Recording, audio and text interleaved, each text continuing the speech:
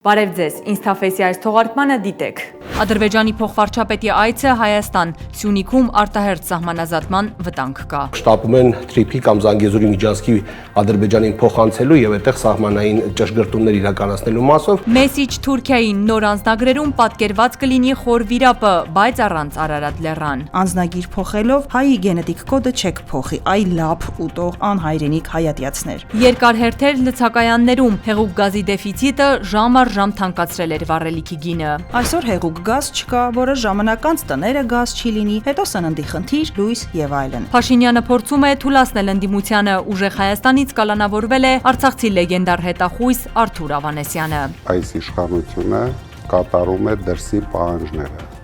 կոնկրետ Ալիևի պահանջները։ Ու շաբաթվա մեմը Զոլավորի շուկը խառնաշփոթ էր առաջացրել Միասնիկյան պողոտայում։ Նիկոլենց երկրում դաժե զեբրնա ֆեյք։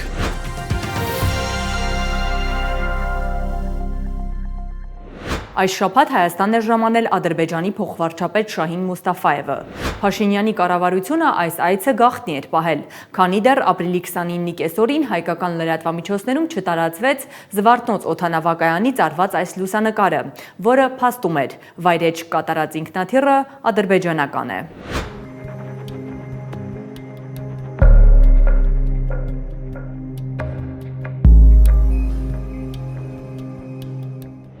Սկզբում քաղավիացիայից էին հայտնել, որ ինքնաթիռով ադրբեջանական պատվիրակություն է ժամանել Երևան։ Հետո միայն արտգործնախարարությունից հաստատել էին տեղեկությունը, որ Բաքվից Երևան է ժամանել Ադրբեջանի փոխվարչապետի գլխավորած պատվիրակությունը, բայց թե ինչ օրակարգով նախարարությունից չէին ասել։ Դժվար չէր ենթադրել, որ Շահին Մուստաֆայևը Հայաստան է եկել հայ-ադրբեջանական սահմանազատման հանձնաժողովի նիստին մասնակցելու համար։ Ադրբեջանական կողմից նա է նախագահում այդ հանձնաժողովը։ Աշխատանքային օրվա վերջում միայն արտաքին գործերի նախարարությունից հայտնեցին, որ Աղվերանում տեղի է ունեցել այդ հանձնաժողովի 13-րդ հանդիպումը։ Փոխվարչապետ Մեհեր Գրիգորյանն ադրբեջանցի իր պաշտոնակցի հետ համաձայնեցրել եւ փոխանակել են սահմանազատման աշխատանքների իրականացման կարգի վերաբերյալ այս 3 ուղեցույցների նախագծերի տեքստերը։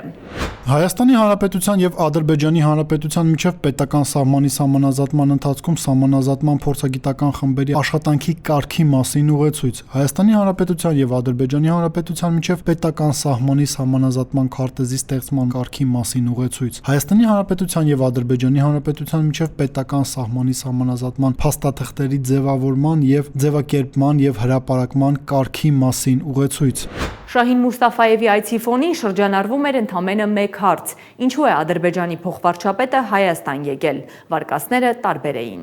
Կարծում եմ, Մուստաֆայևը պնդելու է, որ սահմանազատումն իրականացվի այն տեղով, որտեղ անցնելու է պանթյուրքիստական միջանցքը։ Իշխանությունները թող հույս չունենան, թե սահմանազատումը օրինակ կսկսվի ջերմուկից կամ հյուսիս-արևելքից, ինչպես նշված է երկկողմ աշխատանքային խմբի կանոնագրքում։ Իրականում Բաքուն անհանգիստ է, որ Նիկոլը Գալիք համապետականը կգցի 4 ոտքին եւ Իլհամը էքս-ջուջավանցուն ուղարկել է անձամբ հոտոտելու իրավիճակը եւ անձամբ վարչապետի բերանից լսելու, որ իրենց պայմանավորվածությունները ուժի մեջ են, թե ոչ։ Միջանցքը 300,000 փախստականները, մսկիթների նախագծան նախահաշվարկային փաստաթղթերը, այդ նպատակով հողերի օտարումը եւ այլ փիս բաներ։ Իսկ դուք ասում եք մեր շահենը։ Նիկոլ Փաշինյանը հերքել էր, թե այցի օրակարգում եղել է նաև 300,000 ադրբեջանցիների Հայաստան վերադարձի հարցը։ Մենք Ադրբեջանի հետ երբեք նման հարց չենք քննարկել եւ չենք քննարկում։ Չնայած Փաշինյանի հավաստիացումներին, թե այդ հարցը չի քննարկվել, ընդդիմությունից պնդում էին, Փաշինյանը մտադիր է կատարել Բաքվի նաև այդ պահանջը։ Քանի որ Փաշինյանը այսօր ամեն ինչ անում է, որ Հայաստանը դարձնի գերտերությունների բախման կենտրոն, հետագա լուրջ ծրագրերով, ստեղծելով քաոս, Հայաստան բերելով 300,000 ադրբեջանցիների, իսկ մենք հասկանում ենք, որ 300,000 ադրբեջանցի բերելով մենք ստիպված ենք լինելու հայկական բանակում ունենանք ամենակիչը 10,000 ադրբեջանցի ծառայողներ, իսկ մենք շատ լավ ենք հիշում Սաֆարովի Հունգարիայում կատարածը։ Հայաստանի եւ Ադրբեջանի փոխվարչապետների փոխադարձայցերը Նիկոլ Փաշինյանը պատմական էր որակել։ Ընդունված փաստաթղթերը իրենք շրջանակային նշանակություն ունեն եւ բնականաբար վերաբերվում են սահմանազատման եւ սահմանագծման process-ին։ Այսինքն սկզբից կանոններն են սահմանում, հետո իրականացվում է այդ աշխատանքը։ Թե որ ուղղությունից է շարունակվելու հայ-ադրբեջանական սահմանազատումը, Փաշինյանը չէր բացառել, որ այն կարող է տեղի ունենալ Հայաստանի հարավից, կապված Թրամփի ուղու հետ։ Մինչդեռ ավելի վաղ էր պայմանավորվածություն ձեռք բերվել, որ սահմանազատումը պետք է շարունակվի հյուսիսից հարավ։ Պայմանավորվածությունները բնականաբար ուժի մեջ չեն, բայց ես ասել եմ նաև, որ TRIP-ի հետ կապված նախագծերի իրականացման համար փոքր հատվածներում, փոքր ինչքան անհրաժեշտ է նախագիծ իրականացնելու համար, այսինքն երկաթուղի պետք է անցնի օրինակ, բայց երկաթուղին կառուցելուց առաջ մենք դրա համար ինչքան է պետք, եթե տեղ կա կարող է 3 կիլոմետր անհրաժեշտ, տեղ կա 1 կիլոմետր, տեղ կա 5 կիլոմետր, սահմանի գիծը պետք է շատ հստակ լինի։ Քաղաքագետ Ալեն Ղևոնդյանը չի բացառում, որ հնարավոր է Սյունիքում սահմանազատումը արտահերթ կատարվի, պայմանավորված հենց Թրամփի ուղի նախագծով։ Թե հայկական կողմը, թե ադրբեջանական կողմը շտապում են, իրենք հասկանում են, որ TRIP-ը մեռելածին վիճակում է այս պահի դրությամբ, օբյեկտիվ եւ սուբյեկտիվ հանգամանքներով, դա Իրանի շուրջ տեղի ունեցող process-ներն են, ամերիկյան արտաքին քաղաքականության առաջնահերթությունների փոփոխությունները, բայց տեղում կան առնվազն 3 կողմեր եւ Հայաստանը այդ կողմերից մեկն է, ով շտապում են TRIP-ի կամ Զանգեզուրի միջանցքի Ադրբեջանին փոխանցելու եւ այդտեղ սահմանային ճշգրտումներ իրականացնելու մասով ճնշող կողմը նաեւ process-ը ակտիվացնելու տեսանկյունից Ադրբեջանը եւ ես ամենևին չեմ բացառում հակառակը կան բոլոր հիմքերը փաստելու, որ այո կփորձեն Սյունիքի կողմի սահմանազատում իրականացնել, որպեսզի այդ հատվածում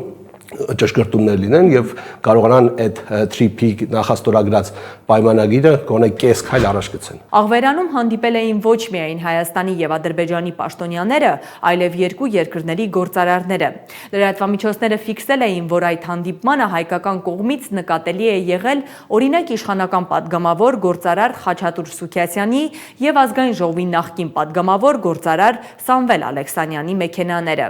Արտգործնախարարությունը հայտնել էր, որ հանդիպմանը գործարարները քննարկել են առևտրատնտեսական համագործակցության վերաբերյալ հարցեր։ Քաղաքագետ Ալեն Ղևոնդյանը կարծում է, որ Փաշինյանը փորձում է ադրբեջանական շուկան այլընտրանք դարձնել ռուսականին։ Նիկոլը ՌԴ-ի շուկայում ներկայացված հայկական բիզնեսի տերերին ադրբեջանցիների հետ հանդիպմանը տարել էր, որպիսի երբ նրանց ՌԴ-ի շուկայից դուրս մղեն, կարողանան որպես Նիկոլին աջակցելու բիզնես կորուստների կոմպենսացիա ադրբեջանական շուկա մտնել։ Կարծում եմ դժվար չէ հասկանալ, թե դրանք ովքեր են եւ ինչ շրջանակներ կարող են լինել։ Հայ-ադրբեջանական սահմանազատման հարցերով հանձնաժողովները պայմանավորվել են հաջորդ հանդիպումն անցկացնել Ադրբեջանում, բայց թե երբ հայտնի չէ։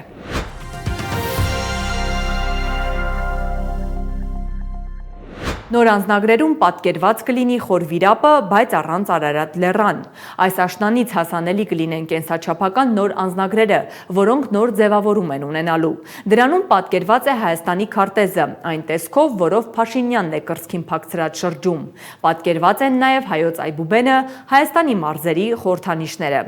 Արարատի մարզում գտնվող Խորվիրապ վանքը կպատկերվի այն ռակուրսից, որ Արարատ լեռը չերևա։ Փաշինյանը հատուկ ընդգծել էր, այնպիսի տեսարան են ընտրել, որ պատկերված լինի Հայաստանի տարածքը։ Այնպիսի ռակուրս ենք ընտրել մեր քաղաքականությունների եւ ինչի մասին շատ վաղուց խոսել ենք եւ խոսում ենք, որ կադրում արտացոլված լինի մանավանդ Հայաստանի Հանրապետության անձնագիրն է արտացոլված լինի Հայաստանի Հանրապետության տարածքը եւ Հայաստանի Հանրապետության ինքնիշխան տարածքը արտահայտված լինի։ Արարատ լեռան հետ ասոցացվող Խորվիրապն առանց ավետյաց լեռի պատկերելը մարդկանց դժգոհություններ հարուցել։ Դատելով Հայաստանի Հանրապետության գերագույն գլխավոր հոգեխեղվածի այսօրվա պրեզենտացիայից պարզ է դառնում, թե նոր կենսաչափական անձնագրերի դիզայնից զռացող գավառականությունը որտեղից է գալիս, իսկ այդ գավառականության կողքին ողորմելիության հերթական ցուցադրությունը ոչ միայն օրինաչափ է, այլև խիստ կանխատեսելի։ Եթե այդքան դուխ չունեք Խորվիրապի վանքի ֆոնին Արարատը պատկերելու, ապա ավելի լավ է ընդհանրապես չդնեիք ողջ հայության եւ ամբողջ աշխարհի համար Խորվիրապի վանական համալիրի պատկերը սա է, ոչ թե ձեր կողմից մշակված ծաղրանկարը։ Արարատն են ջնջել, հաջորդը կջնջեն ձեր անուններն ու ազգանունները, հետո բնակության հասցեն, հետո սեփականության իրավունքը, հետո էլ ձեր ապրելու իրավունքը։ Խոր վիրապն առանց Արարատի հետգրություն։ Տիկին նախարար, հետաքրքիր է, դուք լինելով Արարատի մարզից ամեն անգամ ձեր ծննդավայր Վեդի գնալիս աչքերը փակում եք, որ Արարատ լեռը հանկարծ չտեսնեք, եթե չեք փակում, առաջարկում եմ փակել։ Շարից փորձանքից հեռու, թե չէ պաշտոնը թանկ բան է, չզրկվեք հանկարծ։ Ֆրենդներիցս ֆիքսեցին, որ իրական Հայաստանի նոր անձնագրերում Արարատը չկա, բայց զատո խոր վիրապի 200 դրամանոց զուգարանը հավերժացվել է։ Խոր վիրապն առանց Արարատի նույնն է ինչ խոր վիրապը առանց խաչի։ Անձնագիր փոխելով հայի գենետիկ կոդը չեք փոխի, այ լափ ուտող անհայրենիք հայատյացներ։ Կենսաչափական նոր անձնագրերում ըստ քաղտեխնոլոգ Վիգեն Հակոբյանի արտացոլված է Փաշինյանի իրական Հայաստանի գաղափարախոսությունը։ Ուղղակի մեսեջը նույն Ադրբեջանին եւ Թուրքիային, տվյալ դեպքում նաեւ Թուրքիային, որ ամեն ինչ գնում է այն հունով, որով գնալու է։ Խոր վիրապ բանկի ընտրությունն ըստ քաղտեխնոլոգի հատուկ է արվել։ Որպեսզի արտաքին պատվիրատուներին եւս մեկ անգամ հավաստիացնեն, որ ամեն ինչ գծի մեջ է, այն ինչի մասին պայմանավորվել են, այն ինչ որ պատվիրվել է կատարվելու է, մյուս կողմից ներքին լսարանին փորձում են եւս մեկ անգամ նվաստացնել, եւս մեկ անգամ հրամցնել այն գաղափարը, որ այլևս իրենք այն Հայաստանում չեն ապրելու, որտեղ ծնվել են, այլ այն Հայաստանում, որը որ Նիկոլ Փաշինյանի պատկերացրած երկիրն է։ Նոր կենսաչափական անձնագրերը կլինեն ոչ թե կապույտ, ինչպես հիմա է, այլ կարմիր։ Չնայած նոր անձնագրերը հասանելի կլինեն աշնանից, բայց գործող կապույտ անձնագրերը քաղաքացիների համար ուժի մեջ են լինելու մինչև դրանց վավերականության ժամկետի ավարտը։ Բայց եթե քաղաքացին ուզում է, կարող է դիմել եւ նոր անձնագիր ձեռք բերել։ Ըստ Նիկոլ Փաշինյանի, այս նոր անձնագրերը կարևոր են Եվրոպական միության հետ վիզաների ազատականացման գործընթացը ավարտին հասցնելու համար։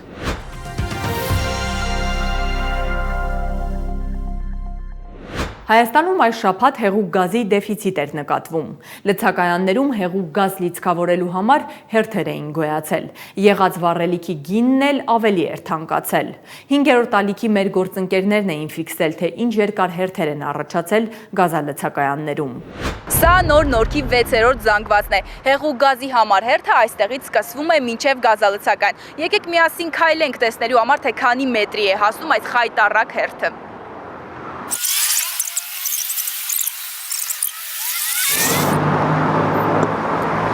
Հեղուկ գազի համար հերթը գրեթե 200 մետրի է հասնում։ Վարորդների ձևակերպամբ ժամ առ ժամ թանկացող հեղուկ գազ լցնելու համար իրենք կանգնում են մոտավորապես ժամ ու կես։ Հեղուկ գազի գինը ժամ առ ժամ թանկանում էր, սոցցանցերում աղմուկ էր բարձրացել։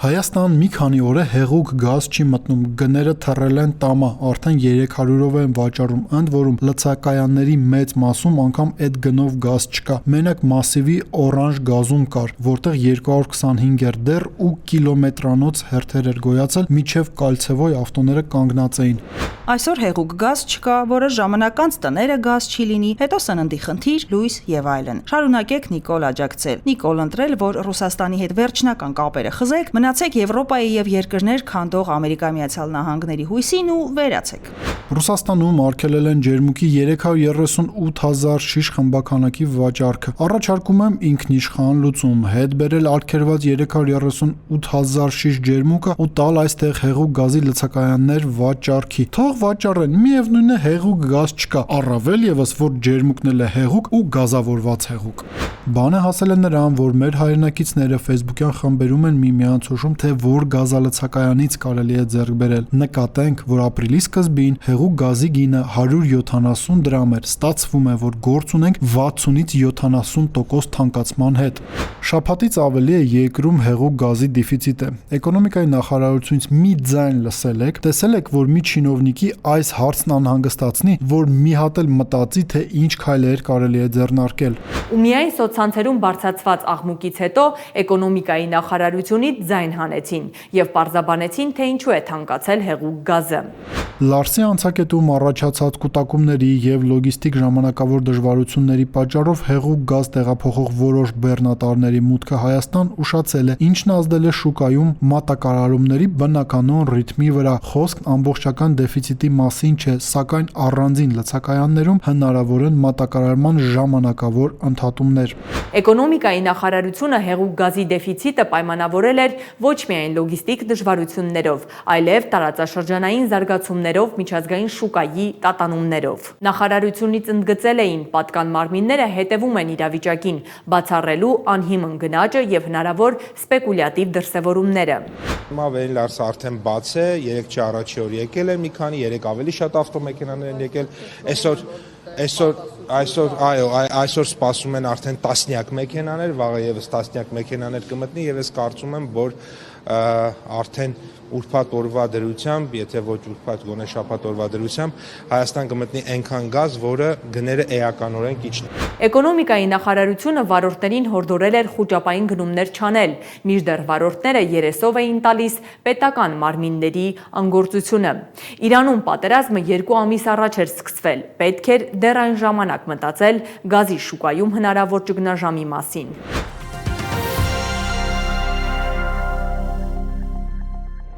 Ընտրակաշարք տալու խոստման համար մեղադրվող Ուժեղ Հայաստան կուսակցության անդամ, Արցախյան պատերազմների մասնակից Արթուր Ավանեսյանը կալանավայրում ապրիլի 29-ից հացադուլ է հայտարարել։ Ուժեղ Հայաստանից իրենց թիմակցի ծայրահեղ միջոցի դիմելու քայլն այսպես էին մեկնաբանել։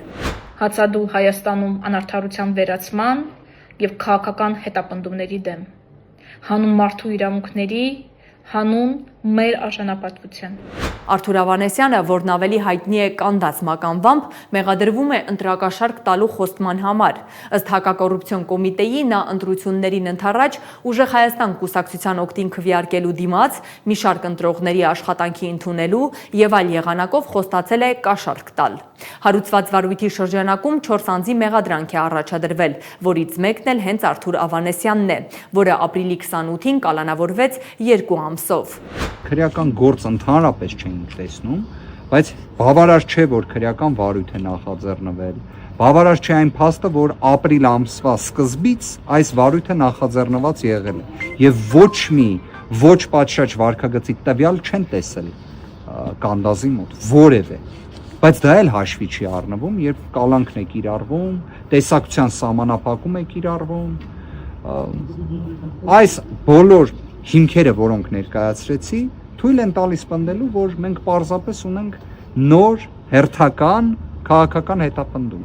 Արթուր Ավանեսյանը ձերբակալվել էր շաբաթվա սկզբին, ապրիլի 27-ին։ Ուժեղ Հայաստան կուսակցությունից հայտարարել էին, թե Նիկոլ Փաշինյանն իրականացնում է Ալիևի երազանքը, կալանավորելով Արցախյան պատերազմների մասնակից իրենց կուսակցության անդամ Արթուր Ավանեսյանին, որն ի դեպ կուսակցության անվտանգության հարցերով թիմի ղեկավարն է։ Առավոտյան բերման են ենթարկել պատերազմի հերոս Կանդազին, հակակոռուպցիոն կոմիտեին մաղթում եմ խաղաղ հարցաքննություն։ Ազերիների երազանքները իրականացնողներին պետք է փոխենք հայերի երազանքները իրականացնողներով։ Հայտնի հետախույզ Արթուր Ավանեսյանի կալանավորումը մեկնաբանել էր նաև Ուժեղ Հայաստան կուսակցության առաջնորդ Սամվել Կարապետյանը, հայտարարել ընտրություններում իրենց հաղթանակի դեպքում բոլոր հերոսները նորից հերոս են դառնալու։ Այս իշխանությունը կատարում է դրսի պահանջները,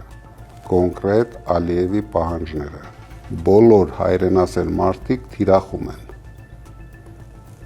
Ինչը չկարողացավ անել Ալիևը եւ Ադրբեջանը 30 տարվա ընթացքում, իրենց հրամանով դա կատարեց Հայաստանի իշխանությունը, բայց շուտով մեր հաղթանակից հետո հերոսները նորից դառնալու են հերոս։ Քաղաքագետ Հայկ Խալաթյանը կարծում է, որ Փաշինյանին մրցակից Ուժեղ Հայաստան կուսակցության աջակիցների նկատմամբ այս իրավական գործընթացների նպատակը ընդդիմությանը թուլացնելն է։ Իշխանությունը ցանկացած պարագայում կանի այնպես, որ այդ մարդը չկարողանա քարոզչությանը մասնակցի եւ դրանով փորձում են ամեն կերպ սահմանափակել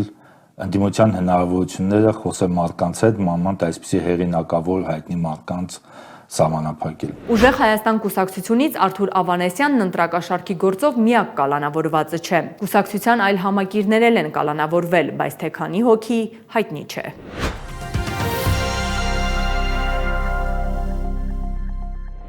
Շաբաթվա մեմերի առիթ էր դարձել այն, որ քաղաքացին ավանակին ներկել էր զեբրի տեսքով եւ բաց թողել Միասնիկյան պողոտայում։ Ավելի վաղ, սակայն լրատվականները տեղեկություն էին տարածել, թե Երևանի կենթանաբանական այգուց զեբր է փախել եւ հայտնվել Միասնիկյան պողոտայում։ Լուրը սոցցանցերում տարածվելուց 1 ժամ հետո Երևանի կենթանաբանական այգուց հայտնել էին, որ զեբրը ամենևին էլ կենթանաբանական այգու զեբրը չէ, ավելին կենթանին զեբր չէր, այլ ավանակ, որին անհայտ անձը ներկել էր զոլերով եւ տեսանյութ նկարահանելու համար տարել Միասնիկյան պողոտ։ Երևանի կենթանաբանական այգուց հայտնել էին նաև, որ այգու բոլոր կենթանիները ապահով են, իսկ զվարճալի այս դրվագը գնահատվել էր որպես անհաջող կատակ։ Իսկ անհաջող այս կատակը լավ իմաստով խառնաշփոթ էր առաջացրել սոցցանցերում։